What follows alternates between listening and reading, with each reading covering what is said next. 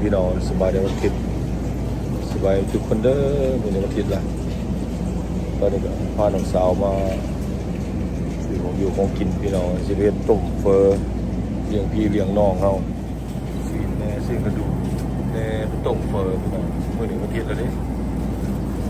เฟอเลี้ยงหมูเลี้ยงพวกเลี้ยงพี่เลี้ยงน้องเฮาน้องสาวก็อยู่เต็มที่เลยสบายดีนะพี่น้องอันนี้ยังไงอยู่ของกิน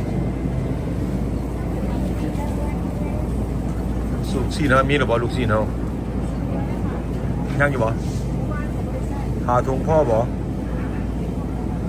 5 ถุงพ่อไหม5 ถุงพ่อไหมเอาเป็นวะเอาตัวในของยังสั่น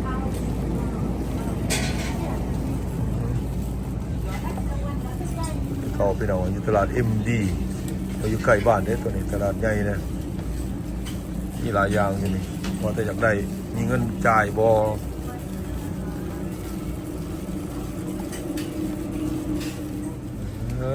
เชียวเขาจะเป่า2 เป่าพี่น้องนะ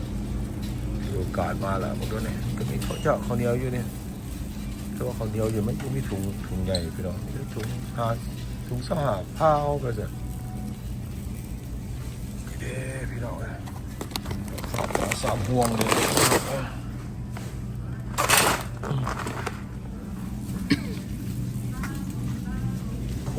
ซอยมีอะไรบ้างอ๋อเขา2 เป่าจะซีนแน่แล้วพี่น้องนะ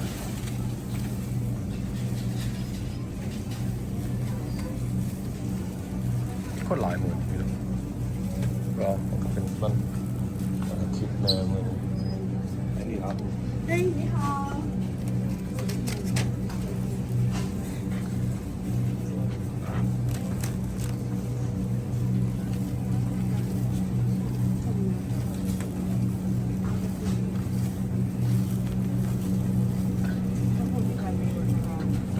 เราเรียนบอก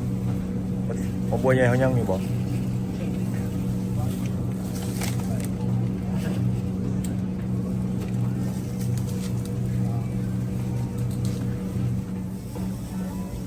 กินอยู่นี่ก็บริถูกเลยพี่น้องกินกันแพงตัวตลาดนะ it's not that cheap ปลาย่างแพงอยู่นี่นมถั่วพวกนี้พี่น้องพาวหนึ่ง4 เหรียญมาอยู่นี่เพราะว่าอยู่รัฐอื่นพาวหนึ่งหลายกว่าไหน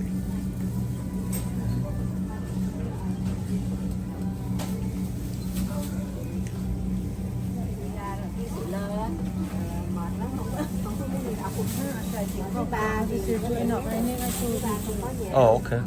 คือว่าคนที่มาเมื่อคืนวะโอเค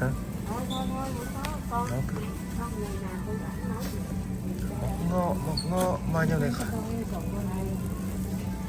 งามบ่เรื่องขี้ไรกลีเงาะพี่น้องซื้อตัวเรื่องบางทีบางทีมันดำบอก1 22 เหรียญอยู่บอก1 22กินดีแล้วเขามาที่ใช้ผมเงาะนี่ก็ได้ไปดีสาวไปตลาดนึงอีกไม่ใช่เลยไปเรื่อยจ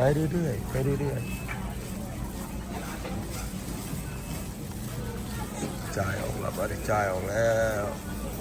มาตลาดใหม่บ้านพี่น้องเอ้ยตลาดที่2สิบอกใช่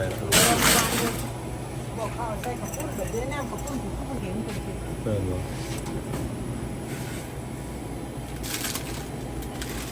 เนี่ยเขาต้องกุ๊กนี่อาหารเวียดนามพี่น้องคืออาหารเป็นดอง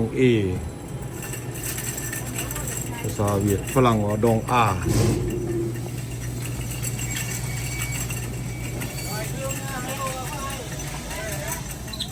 ซื้อน้ำพี่น้องแต่งก็คืองามอย่างเราเรียกเอเล่อยู่พี่น้องฮะไอ้โน่ไอ้ที่มันเราใส่ตู้เย็นมาต่างประเทศมันประจักษ์จริง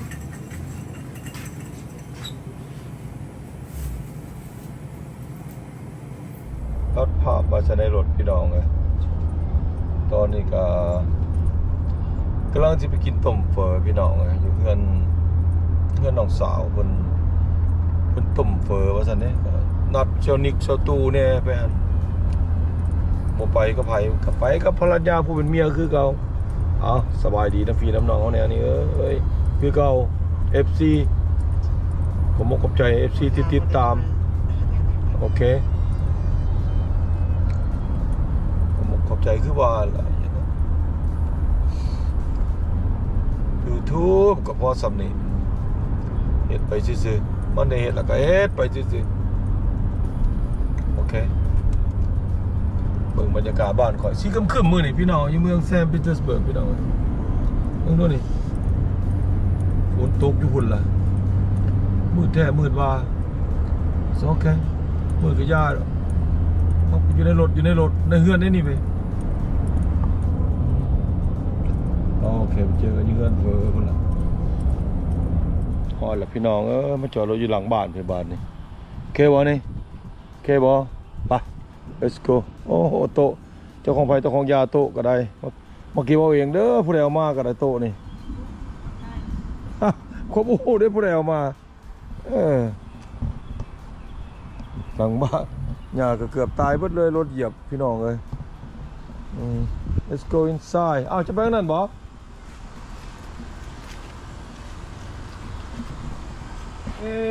เข้ามาได้แล้วเข้ามาฮอดเฟอบ้านพายเฮาเป็นยังไงเฟอเฮาปึ๊ดจีนขาลายจีนขาลายเกิดขึ้นเลยแม่บอกว่าเขาห้องจีนขาลายบ่จะเบิ่งหมอเฟอนั่นกันชีตะของน่ะพุ่นโอ้น่ะกระปุ่นบ่บูดบิ่งน่ะกระปุ่นเบิ่งกระปุ่นแซ่บเลยเมื่อคืนนี่พี่น้องกระปุ่นแซ่บเมื่อคืนนี่ไปเบิ่งหมอเฟอบ่นี่หมอเผอบ้านห้องสุภาพพี่น้องเลยบ้านเผอเป็นยังไงหมอเผอเขาป้าตกสบายดีแม่เสียละหมอเผอพี่น้องเป็นหมอเผอหมอก็เริ่มเทิมเลยเลี้ยงคนแต่เครื่องบ้านห้องสุภาพหนึ่งเขาเสียบอกเมื่อบุ้มดแต่ไอ้ก้อนเป็นเอฟเอามะม่วงเนื้อกุ้ตื้อกับโมเป็นได้หินหนึ่งผมไม่ได้เงินคืนบาทนี่จะเผอบ่มื้อนี้ only เผอ todayป้าน้องสาวข่อยจัดเลยพวกเจ้าเป็นการแล้วฮะบ่ฮู้ล่ะ What about you guys told him already you guys told what you guys going or not oh okay I'll text เอาเงินtonight why you don't text your boss น้องๆข่อยกินเหล้าคักกะเด้เรายังได้บ่ได้ขอบอกพี่บอกน้องเฮาเบิ่งสิ Julio 1942ป้าตัวพ่อข่อยก็ยังบ่ได้เกิด1942 Yeah, 42. 45 That says on the front, right? yeah 1945คนฟลอยด์อ่ะเขาเจ้าบ่ได้ขี้เหล้าแต่เขาเจ้ามักเหล้า oh I thought it was ส่วนน้องสาวเขาก็ได้สบายดีน้อยครอบครัวน้องนุ่งหมู่พวกคือกันล่ะจะครอบครัวล่ะมีน้องสาวแน่แล้วก็พี่น้องมาแต่ต่างรัฐแน่นี่ว่าแต่คณะแต่กัดได้นี่ว่าแต่ไก่ได้นี่ได้อย่างนี้เรามื้ออื่นบ่สิเดินทางกลับนั่นบ่ขึ้นมื้อตอนแรกขึ้นยนต์โอเคยนต์แล้วออกเรือนก็สิประมาณได้2 โมงแล้วเนาะออกเรือนเนาะ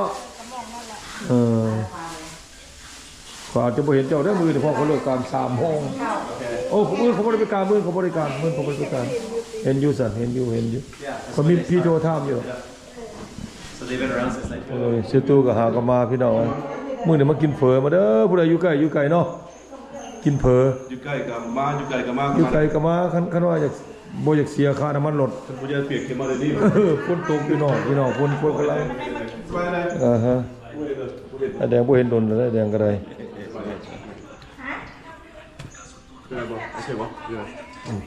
เป็นยังเจ้าเคยซื้อแดงไงเจ้ามีแนวแดงบ่เวลาเกิดมาคือว่าแม่นว่ะบ่แล้วบ่แล้วพ่อแม่ก็ต้องมีที่มาที่ไปตัวการซื้อนี่เนาะพ่อแม่ก็สิเป็นอาชีพแดงเพราะว่ามีแต่เพิ่นบอกว่าแฮมออกเกือบเป็นมือโอ้ว้าว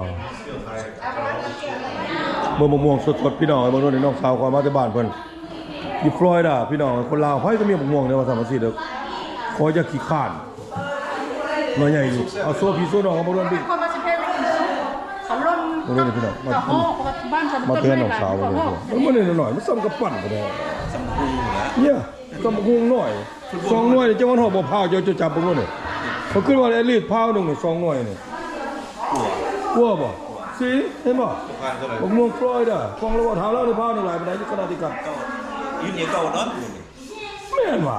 ก็ต้องเป็นมาเก็ตเป็นคนเก็ตเนาะ พาวนึงไหนเก่าดอนตัวหลังบ้านอยู่ที่หน้าร้านสาวก็เป็น ที่มาเก็ต ประตูบักม่วงแพงพี่น้องเลยก็ได้อยู่รัด ลงกันใหม่นี่สิควรแล้ว ต้นที่ตัดพิมพ์นะครับแถวบักม่วงต้นที่ตัดพิมพ์ มันจะแพงมันบางเนี่ยมัน มายังมาพี่มาเบิ่งเท่าไหร่กับปอกกับพี่น้องเลยบักม่วงกินกับเจียวเจียวคือใส่หน่อยใช่เจียว When he first did it, he goes, it was hard. He was hungry. I like, here, no. Yeah, but he's used to it. Your body to eat the fat because it has nothing else. But now he's used to it, so he doesn't eat breakfast. He just eats a packet salad for lunch for the past 4 years. He goes to jiu-jitsu มันหน่วย class. ใหญ่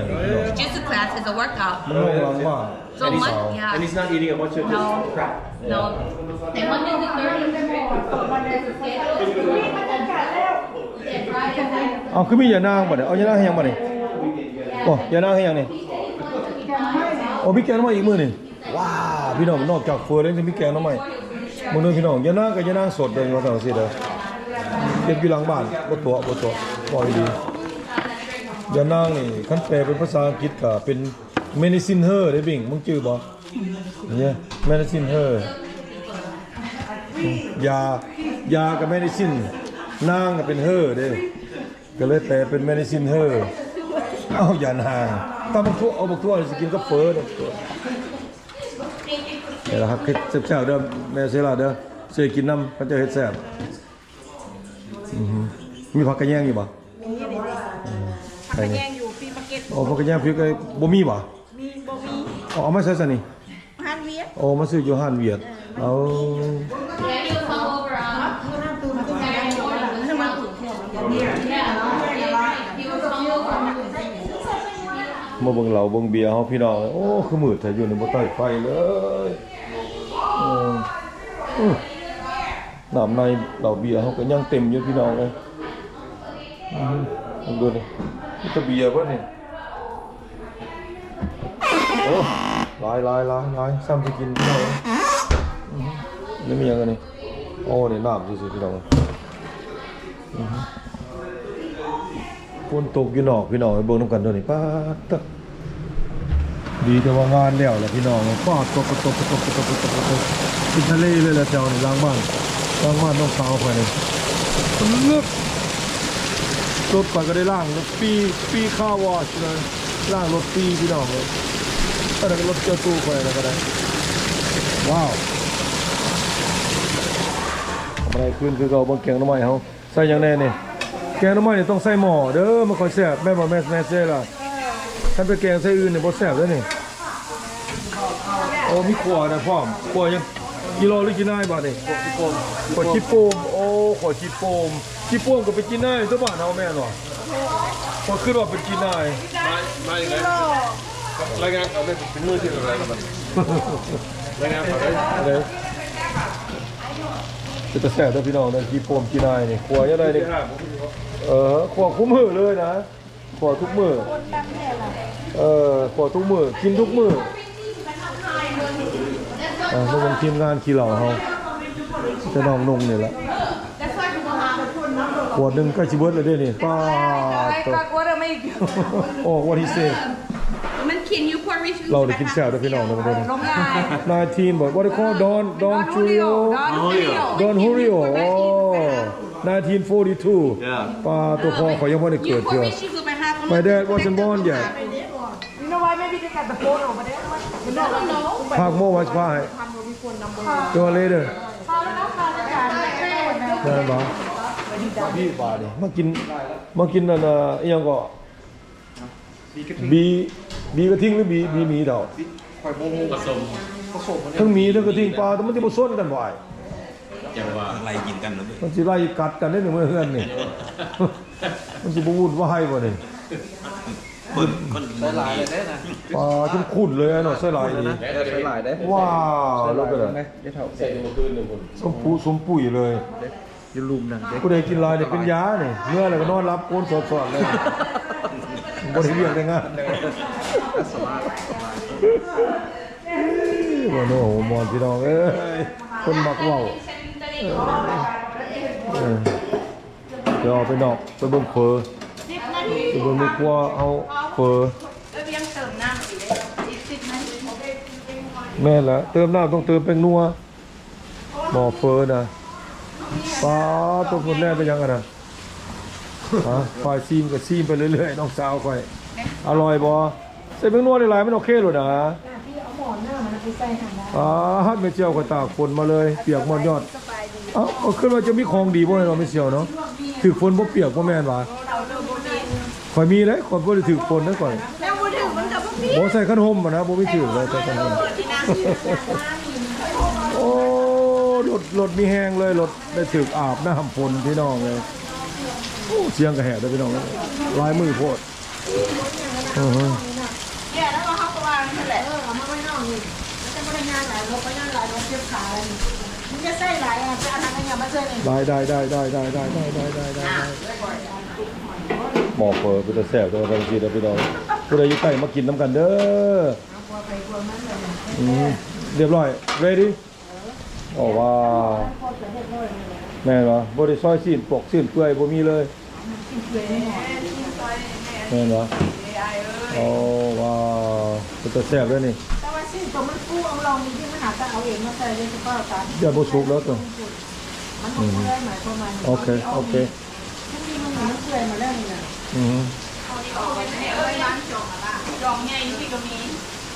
เด้ออย่าว่าซั่นว่าสิเป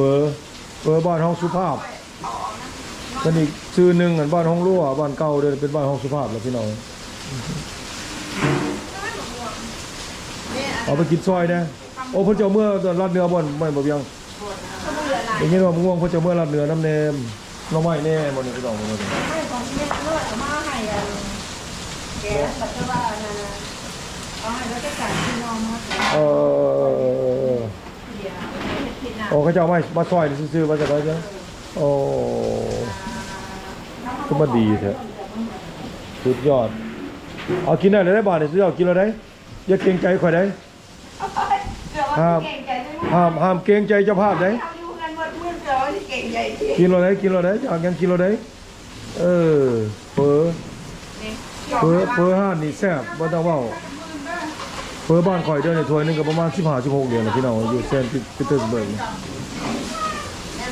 14.99 15.99แล้วเฟอถ้วยนึงเดียวนี่ก็ได้กินรอดเฟอข่อยแซ่อันนั้นเฟอเพิ่นว่าข่อยแซ่เบียร์เต็มเครื่องคูลเลอร์นี่เห็นมั้ยเจ้าแต่ฝนตกแห้งดีจังว่าทะลึกถ้าล่างรถนี่ลุกขึ้นเลยฝนตกแนวนี้จัดไปลวกเส้นอยู่พี่ลวกเส้นอยู่คุณหมอโอ้เนี่ยนี่รวมไว้แล้วว่ามันจังแบบโอ้มันไก่กันพวกประจักษ์ ไก่ก็ย่างมานี่มันต้มกระบอกเลย บ่อยากย่างมันไก่โพดเอาคือว่า ย่างน้องยังจ่อยแต่หัวย่างลม ย่านล้มย่านจะเป็นดินเป็นเมื่อคืนจะจ้วมเจ็บขาอยู่เมื่อคืนนี่ย่านล้ม ย่างคนนี้ได้ลมกว่าไม่จริงเลยลาด โอ้ว้าวขอบในคือเก่าแกน้ำไม้เอาสตาร์ทแล้วแกน้ำไม้เอามือคุกนี่สั่งมาแต่คณะได้กัดบ่ได้นี่พี่น้องเอ้ยสั่งมาแต่ไก่ได้นี่ได้เบิ่นคนแซนปิดปีเตอร์สเบิร์กได้นี่คนต่างรัฐได้นี่ได้คุกแกน้ำไม้ให้กินมื้อนี่น้ำไม้สดๆแม่นบ่แม่ใช่ล่ะสดๆนั่นแหละบ่ได้ว่าบ่เมื่อลาวสิได้กินได้อยู่นี่มันก็ได้กินในฟลอริดาประจำสิได้กินซื่อๆลาวสิน้ำไม้ก็สดยานางก็สดเพิ่นว่ามักเผ็ดกับมักเผ็ดสดมีแต่ปลาแดกบ่สดปลาแดกนี่อยู่กระปุกโดนโพดอันนี้ไม่อย่างไรไม่ใช่ล่ะ เกี่ยวเตรียมกินเลย โอ้เกี่ยวกับเกี่ยวบอกตัวอุขี่ปลาใช่ไหม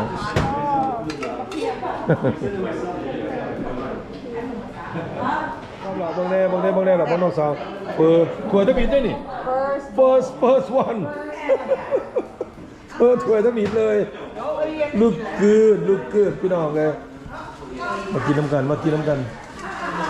ทีแล้วชีวิตคนลาวอยู่เมืองนอกพี่น้องเลยซ้ำที่กินกับพ่อได้อยู่ได้กินอยู่เนาะบริขาดได้เกินพวกปันใด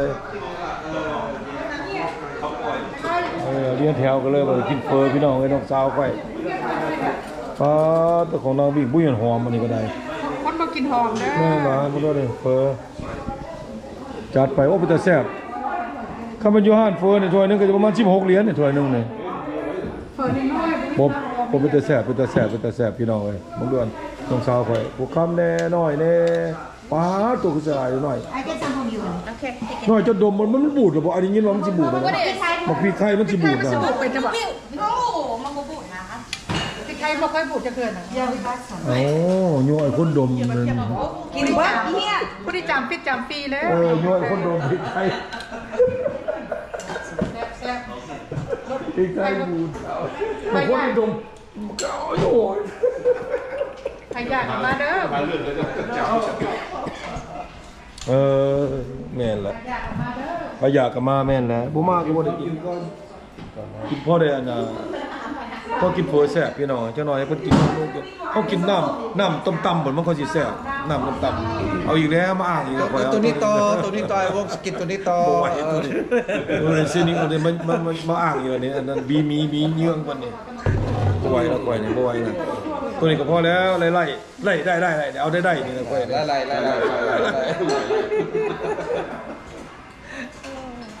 ป่ามันกวงมันลงไวขนาดแต่ป่ามัน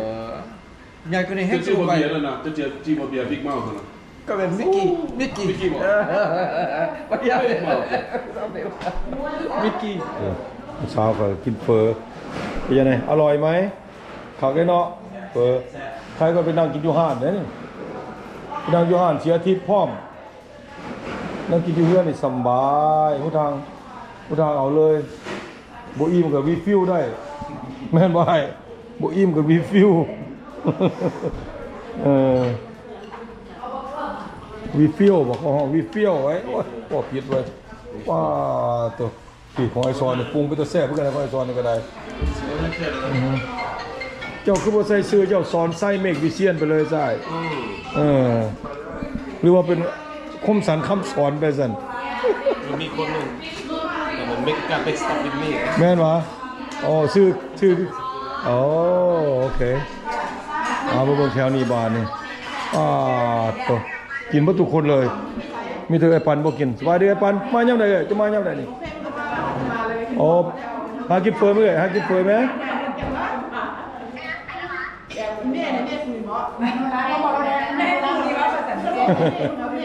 แซ่บบอสูอร่อยไหมอร่อยน้องสาวว่าแซ่บว่าสันเดน้องสาวว่าจะมีเอาของบ้านกินเถอะปานี่อันนี้เจ้าก็บ่กินเบบี้you not hungry แต่เมียเขาเรียนโต my wife play body เล่นโตเข้าห้อง play body เสี่ยวนี้ขอเฮ็ดแล้วบาดนี้ของเพี้ยนเสี่ยวเขาได้บาดนี้ป้า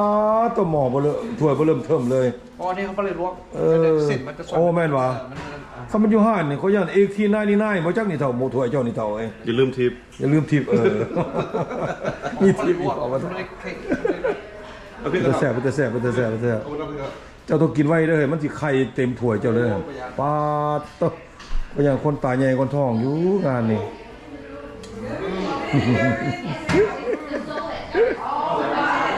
อย่างอีกเสี่ยวข่อยเฮ็ดหยังบาดนี่เป็นเนาะอยู่คอมีไว้เอา coming I'm coming ไผ่ทางข่อยบ่อ๋อเราปรุงเฟออยู่เราปรุงเฟออยู่เราคิดว่าเซลซีเดียวกันมึงมีอะไรใส่หมกโคยังอะไรเนื้อย่างแล้วก็นั่งบาดนี่พี่น้องเลยนั่งดูโน้ตเปล่าเราใช้ได้ดูนี่เฟอเชี่ยวข่อยป้าตัวของแท้เลยเพชรเถาะนิ่งเพชรเถาะเดี๋ยวไว้ยังเอาไปเนี่ยลูกโดดนี่ลูกโดดจะโอ้จะเอาล่ะเชี่ยวเขาได้ลูกโดดนะไอแดงกับพ่อไอแดงเอาไปจะมาโมเสกไม่รู้มาบ่ พอไปเห็นเราอยู่วัดเขาบอกเรามากินเฟออยู่เท่าไหร่เราโอเคอยู่ท่านโอเคมา โอ้มันก็บีซีเนาะ อย่าเราบีซีฮิสบีซีกันบีซีโอเคอยู่นะ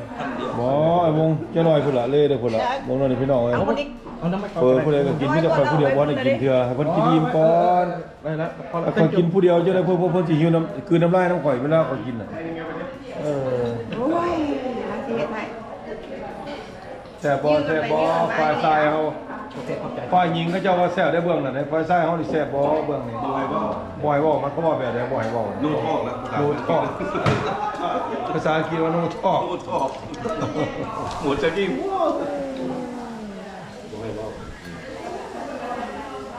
ฝรั่งมาหัวมันก็ทำเราดีๆกูบ่ค่อยบอกเลยว่า บ่อยฮู้ว่ากิน มันหลายแนวนะ กินผักลายนี่ใส่เฮามันบ่เคี่ยวบ่ครับ ไปเบิ่งหนังมวนบ่ครับ เนาะบ่เคี่ยวบ่ บ่ให้บอกครับ เอาสกิลไว้ผักไว้ แล้วก็ทำ มีมันมักแรกนี่นะใช่ป่ะแต่เป็นเคนซี่ไอเคนซี่ นี่เพิ่นมาเย็นฮอดถึงบ้านถึงกินไปเลยพวกของแท้กินเฟอแล้วกินเหล้าพร้อมเอาลงไปบ่ได้กินกับผู้นั้นเมาแล้วว่ะ เฮ้ยบอกเป็นแม่มาเป็นผู้บ่าวได้พูดเยอะ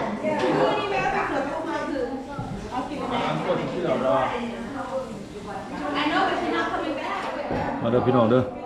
ซีมแกงหน่อไม้ว่าฝีมือเพิ่นสิซ้ำข่อยบ่โยกสิบ่มันใส่เปียงนัวหลายแล้วแซ่บโลดนะแกงหน่อไม้นี่พี่น้องแกงหน่อไม้สดพี่น้องใส่ยะนางก็สดมักเผ็ดก็สดโอเคมีแต่ว่าไข่นี่บ่สดนี่ไข่กระป๋องนี่บักอึดนี่บักอึก็สด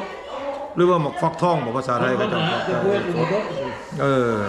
พวกไข่บ่สดจังได๋ ไข่บ่สดแล้วก็ปลาแดกก็บ่สดพี่น้องไอ้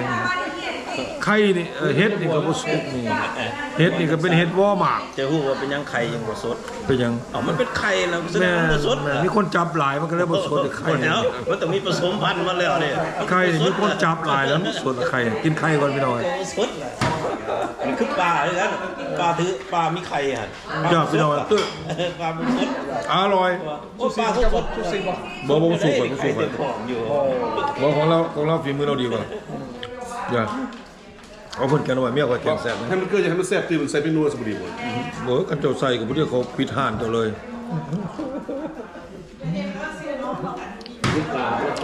อาหารโปรดพี่น้องแกงหน่อไม้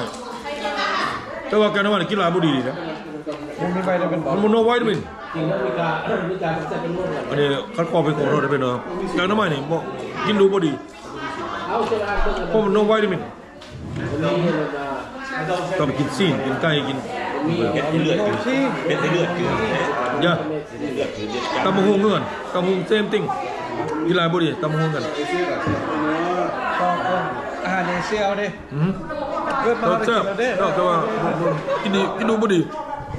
มาเบิ่งน้องเคยพาบักโมสู่กินพี่น้องโมงามๆบ่นี่แดงอองต้องอยู่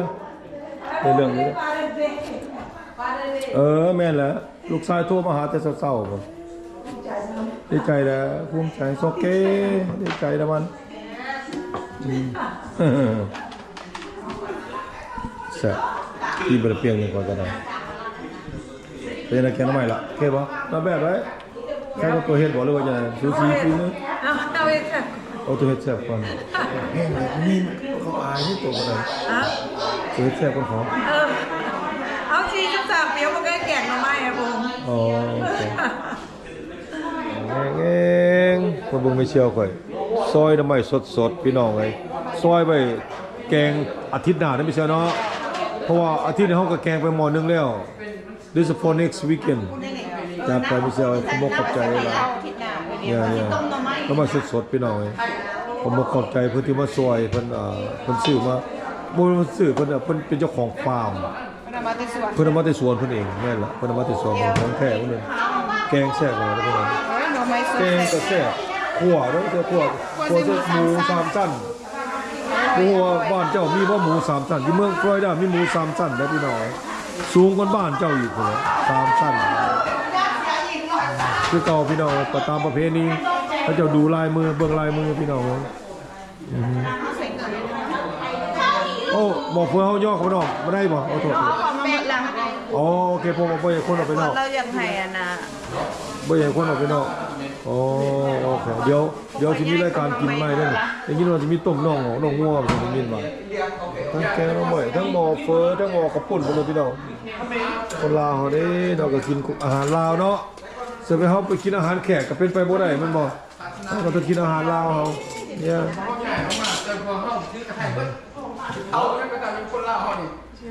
พี่น้องเองตัดภาพมาในเฮือนเบิ่งเลยพี่น้องเบิ่งแล้วก็โซ่พี่น้องย่อเบิ่งเรื่องนี้อาจจะหลายคนอาจจะบ่ฮู้จักเด้อนี่น้องงัวพี่น้องเอ้ยว้าวจักโตมันก็ได้หลายแต่นี่บ่บอกภาษาพี่น้องเอ้ย ตรงตัวเลย งัวลูกน้องงัว2ตัวเลยพี่น้องของแท้น้องงัวว้าวมาเบิ่งด้วยกันบัดกินมาเบิ่งกันเด้อโอเคขอเพื่อนสู้กินพี่น้องเฟิร์สข้าวเราก็จะกินน้ำเจ้านี่เคยกินน้ำคนอื่นอยู่แต่ผมบ่เคยกินน้องงัวกินน้ำเจ้าเชื่อ คนอื่นให้ลูกค้า ชิดโอเคแซ่บแล้วชิดได้แซ่บแล้ว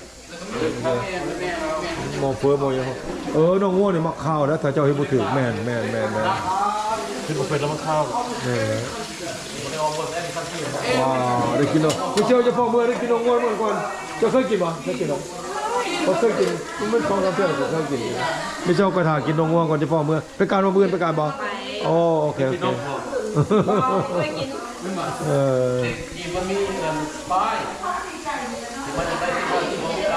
บอกกันจะได้น้องงัวเดี๋ยวมันต้มน้องงัวสู้กินสั่งไม่ใส่ไหนก่อนเลยสั่งไม่ใส่น้องงัวนี่สั่งไม่ใส่ มันจะโน่มันคือละมันนอกอยู่ อยู่ไม่กานี่บ่อยู่ฟลอริดาเหรอหรือแคลิฟอร์เนีย มันจะโน่ โอ้เฟรชโนอยู่น่ะแคลิฟอร์เนีย คนบ้านนอกมัน โอ้คนบ้านนอกโอ้สั่งมาแต่คนพี่น้องสั่งมาแต่เฟรชโนมาเบิ่งแล้วก่อนจะได้เพิ่นต้มเดี๋ยว บ้านนอกอยู่คือบ้านนอก คนบ้านนอกเนาะคนบ้านนอก YouTube บ่คือบ่วงฟลอริดาเด้เดี๋ยวมาเบิ่งก่อนจังหน่อยพี่น้องอ๋อมันนอกพี่น้องเอ้ยเบิ่งน้องงัวเพิ่นเริ่มละมึงดูนี่เพิ่นใส่ผักนางเลิศหลายแท้ หลายสมบัติมันหน่อยได้ค่ะ น้อยบ่ได้ผักนางเลิศนี่โอ้ว้าวยังน้อยสวยซ้ำนี่ เพราะจะได้เสียดายนี่ได้ถ่ายโมเองล่ะ หลายตึกได้อยู่บนแล้วนี่ต้มน้องงัวพี่น้องอยู่นอกพี่ทีมงานคือเก่า มันเพิ่มเลยนี่ก็ไปปิดก่อนกับไอ้บง อันนั้นจะเอามือนะ ลายมือแล้วที่หั่น เอาไปเอามาใหม่ น้องสาวก่อน ติ๊กเอามาใหม่มัน ทุเรศก็อันที่เขาเจ้าได้มั้ย เมื่อวานนี่ยูนี่โอ้อันนี้โมเมนต์เอามาใหม่นี่เอาไปบงไปเอามือละแต่เรามาเอามาใหม่เราไปไว้แล้วไว้แล้ว คือเก่าพี่น้องออกมานอกมาเบิ่งอันน่ะน้องงัวพี่น้องเอ้ยปลาตัวเมียเขาคือกำเงินมาง่างมาโซ่บ่นั่นปลาตัวเมียเขามีเงินหลายแท้ แล้วคนมีเงินเนาะ ปลาอันนี้มาโซ่พี่โซ่น้องโอ้มาหลายแท้นี่ เงินกับเจ้าเงิน ไอ้น้องเมียตายเมียเขามีเงินหลายแท้นี่เมียเขาหาเงินเก่งนะเสื้อมาใส่ก็เห็นแล้วพี่น้องเบิ่งน้องงัวของดูนี่ตัดอย่าเฮ็ดเสียลูกกำนันได้เจ้าเฮ็ดได้คือใส่แว่นตามันสิฟงใส่ตาซะบ่นี่โอเคครับโอ้มันสะท้อนแสง ซอยก่อน สิหลายคนอยู่บ่เคยกินน้องงัวพี่น้องมึงนี่มันจะไปซอยก่อนพี่น้องมันมักกะสามันป้าตักตัวเขาบอกแล้วออเดอร์มาแต่เฟรชโน่พุ่นได้นี่แคลิฟอร์เนียป้าตัวมักษาใหญ่แท้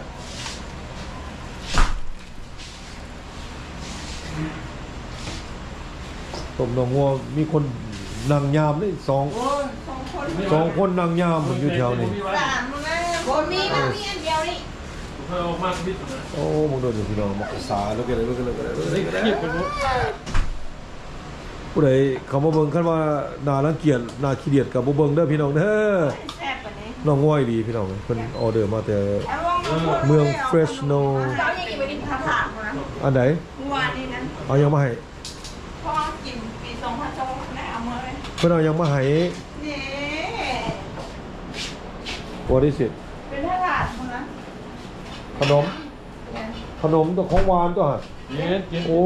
ยไอ้วงให้เป็นเบาหวานอยู่มันก็ไปแถวของ มันจะบอกกูนะ เอาโลดที่เจ้ากินโลดที่เจ้ากินโลด กินได้พอกันลุงกินแน่เมื่อ กินโลดบ่ต้องห่วงดอกคอยใส่ไอ้วงคั่นน่ะห่วงแล้วผู้ใดมีเงินเด้อไอ้วงห่วงอยู่ ต้องเอาแล้วกระดูก ไอ้วงสิพาเมียไอ้วงไปเที่ยวอยู่นี่ ไป อือ เชื่อใจแต่ว่า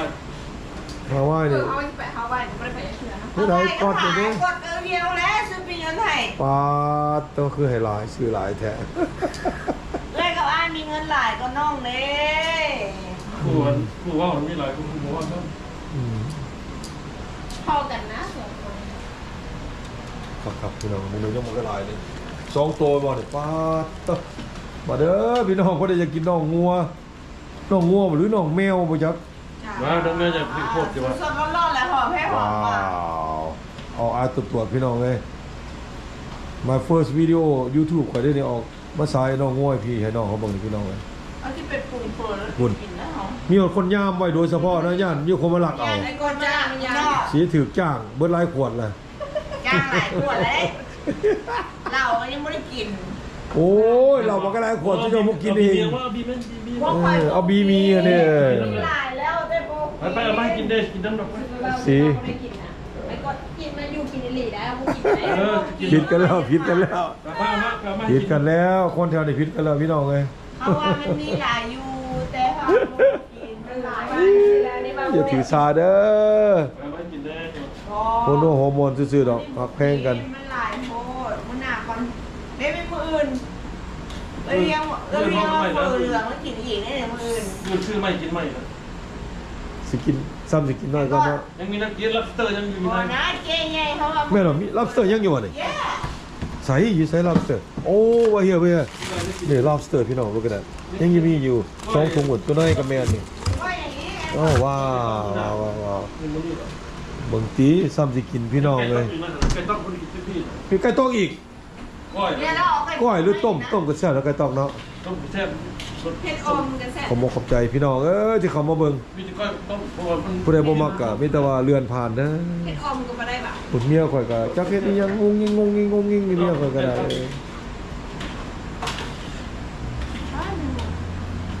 ครับมาเข้าไปได้ระบาดเข้าไปได้ละเข้าไปได้เฮือนคือเก่าพี่น้องเอ้ยวนไปวนมาอยู่แถวนี้วนไปวนมาอยู่แถวนี้นั่งกินเบียร์กับเสี่ยวอยู่นี่เห็นบ่จวดอยู่แถวนี้ล่ะ ก็เคยเสื้อไม่ where's my drink เขา เป็นอำเภอเลยนะ โอ้ตาย โอ้ย้อนว่าพ่อเขาเป็นเซียวกับคนอยู่ในบ้านเล่าหานะ